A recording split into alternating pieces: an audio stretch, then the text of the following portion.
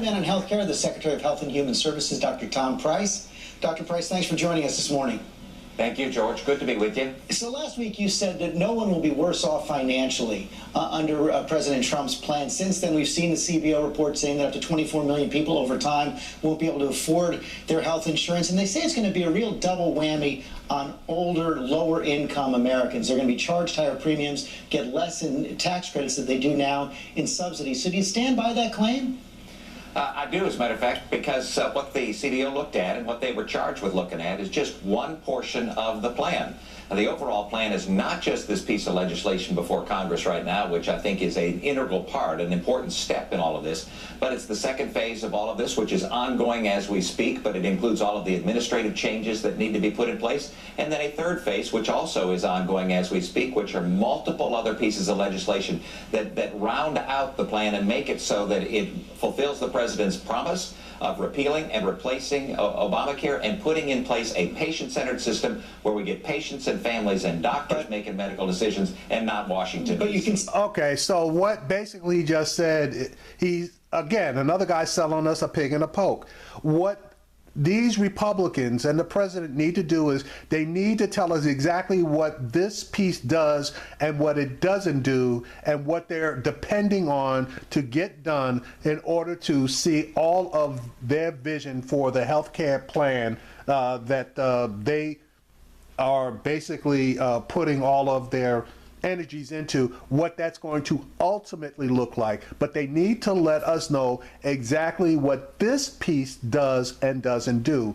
But obviously they can't do that because they would have to tell people that they're definitely going to be screwed for at least the next 2 years. And people who accepted the Medicaid expansion are probably going to start getting screwed from 2018 all the way up to 2027 when they are totally out of luck, because it'll be up to the states to administer the Medicare plans and make decisions on who they want to cover and how much they want to cover them for. That under this plan, the plan that the House is expected to vote on this week, some Americans will be worse off? Well, that's not the plan. That is part of the plan. That's what they'll be voting on. That's what people focus on. You have to put in place the entire plan, and this is part of that plan, and it's an important part because what it does is repeal Obamacare, it repeals the taxes of Obamacare, it provides greater flexibility to the states in a fundamental way to make it so that the Medicaid system can actually work for patients in the Medicaid system. It makes it so that every single American will have the financial feasibility to gain access to the kind of coverage that they want for themselves and for their family, not that government forces them to buy. So it's an important important part. It's a first step in this process. Let me translate that for you folks. What he is actually saying there is the plan that's being voted on this coming Thursday is designed to help out insurance companies, okay, allowing them to basically increase the amount that they can charge for premiums, and it's going to help people that are of significant means. It's going to reduce the amount of taxes that they pay, which contribute to the payment of subsidies for the Affordable Care Act. So this first piece, which they can do, is designed to take care of rich people, and the poor people, as usual, are going to come in dead last if they come in at all. Because if they get this passed and can't get anything else passed, the only people that are benefiting from this, again, are the rich people and the insurance companies. The president seemed to concede this week in that interview with Tucker Carlson that some of his voters won't do as well as Hillary Clinton voters under this plan. Let's take a look. A Bloomberg analysis showed that counties that voted for you, middle class and working class counties, would do far less well under this bill than the counties that voted for Hillary, the more affluent counties. It seems like maybe this isn't consistent with the message of the last election. No, a lot of things aren't consistent, but these are going to be negotiated. So the president went on to say that he won't sign a bill that doesn't take care of his people. So how does he plan to address that imbalance on the tax side? Well, again, it's part of an entire plan. The administrative changes that we're able to put in place, we've already begun to make it so that the insurance companies, we've talked to multiple insurers. You know, George, there are 1/3 of the counties in this nation that only have one issuer in insurance on the exchange. 5 states only have. All right, and again, I spoke about that in an earlier video. The reason for that is United Healthcare getting pissed off about them being denied a merger with Humana, so they decided to withdraw from, I believe it's 26 or 20, I think it's 26 states. They were in 30, and I think they're basically have reduced their presence for healthcare to 4 states, okay? So they bailed out of 26 states where they were looking pre the talk of the merger into expanding into another 15 or 16 states. And United Healthcare made $1.6 billion last year after they absorbed what they call unacceptable losses by participating in exchanges of about I believe it was $600 million. So net bottom line, cash in their pockets, they made $1.2 billion after the quote-unquote losses. So you tell me, woe is me, poor United Healthcare, they just decided to fire their gun and screw the people because they didn't get a merger that they wanted. One issuer. What that means is that people don't have a choice at all. But that's not going to affect the tax benefits. That's what the president was talking about right there.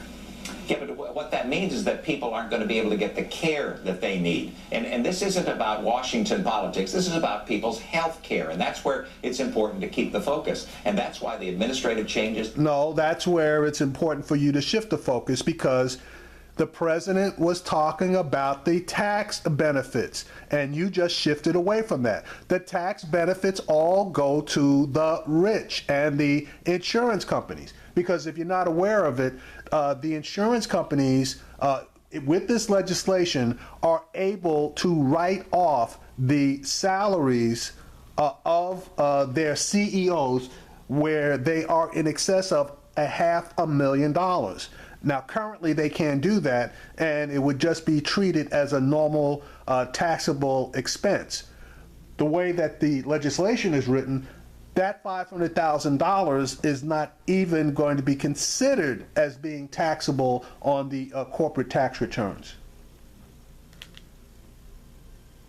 That we've already begun. We've had insurers tell us not only will we stay in the market, but we'll get back into the market. And that's what we need. Choices for patients, competition to drive down costs so that folks have greater opportunity, again, to get the kind of coverage that they want for themselves and their families. But you know, you've even got Republican senators like Bill Cassidy and John Thune saying it's going to be hard for older Americans to afford insurance under the House plan right now. They say you're going to have to beef up those tax credits and maybe slow down the changes in Medicaid.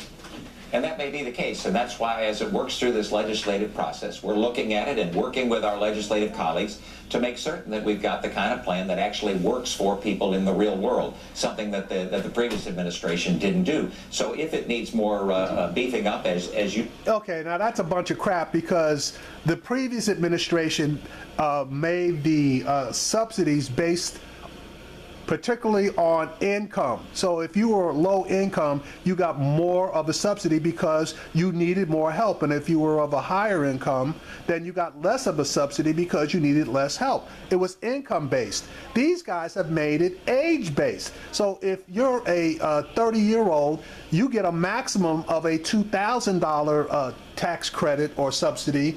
And if you're 60 years old, you get a maximum of a $4,000 tax credit. Now you tell me, okay, and I've shopped it, okay, because I'm over 60. How much insurance can you buy, okay, with $4,000, okay, and you are, again, fixed income, and I'm not talking about the high fixed income people. I'm talking about the low fixed income people. You are not going to be able to buy a lot of insurance, and you're definitely not going to be able to buy any type of long-term health care, i.e. where you have to go into like a nursing home or you know, something of that nature, because that shit honestly is expensive. It can cost you anywhere from $30,000 to $50,000 a year if you have to go into a nursing home for a year's period of time. And insurance companies are trying to walk away from that particular market. Say for folks who are low income at the between 50 and 64 years of age, that's something that we've talked about, something that we've entertained, and that may happen throughout the process. That's not the direction it's going in the House right now. The president met with those members of the Republican Study Committee this week. It appears that they've agreed to put some kind of a work requirement in for Medicaid and allow states to block grant Medicaid as well. Is that enough to get a majority in the House, or are you going to need to do more to bring along members of the House Freedom Caucus, those conservatives as well? Well, we've talked to so many folks in the House of Representatives to try to see what their discomfort level is, if they have any, with this piece of legislation. Again, understanding that it's part of the overall plan. The work requirements are important. There's something that is restorative to people's self-worth, sense of themselves about working when they're able to. We believe it's important for folks to have a job that they contribute not just to society, but they contribute to their own well-being. To provide states greater flexibility in the Medicaid population, as I mentioned, whether it's a per capita cap or a block grant. What that means to people in the real world is that states are going to be able to be the ones that are fashioning their Medicaid program for their vulnerable population, so it's much more responsive, not a one-size-fits-all from Washington program. But the House Freedom Caucus is still against the bill right now, and some of them are saying you're going to have to speed up those Medicaid changes even more, maybe do away with some of the mandates. Are those changes on the table right now?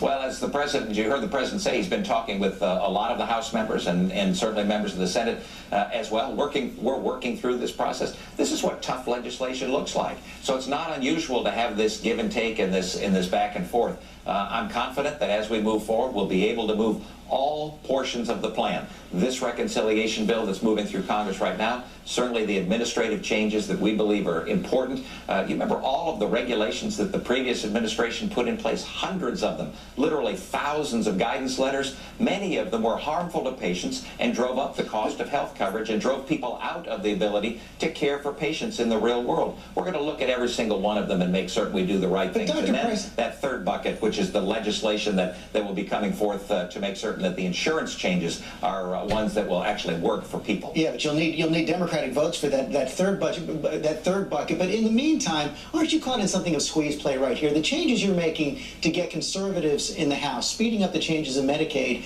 are going to cause even more concern with those senators in the Midwest, in rural areas, who are saying that their states are relying on the Medicaid expansion. So everything you do to get votes in the House is going to cost you votes in the Senate, isn't it? Well, it's a fine needle that needs to be threaded. There's no doubt about it. But you mentioned working with Democrats on that third bucket, and we sure hope so. We've been reaching out to individuals in both the House and the Senate on the other side of the aisle and look forward to their ideas and hopefully their input and their support as we move forward. They know that the current law doesn't work.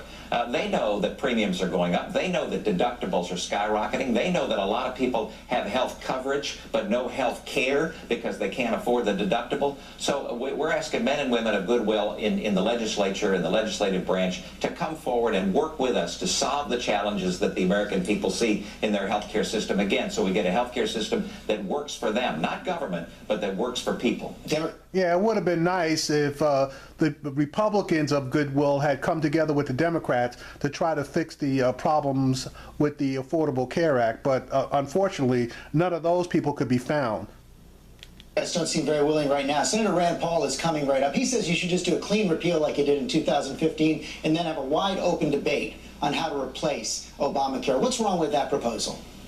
Because what that does is place vulnerable people at risk, and that's not something that the president's willing to do. It's not something that he said he would do.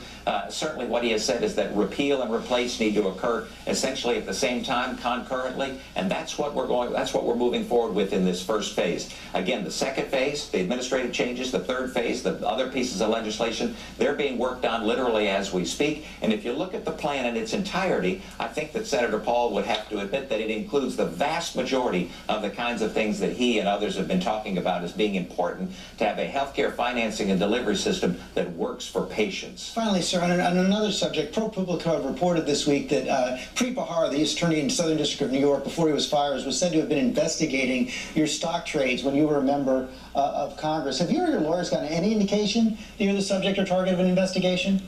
No, know nothing about that whatsoever. Thank you for clearing it up. All right, so much for this guy. The saga continues. Monday's a big day, and Thursday's going to be an even bigger day. Let's see what happens when this bill hits the House floor for a vote. Let's see if they actually have them.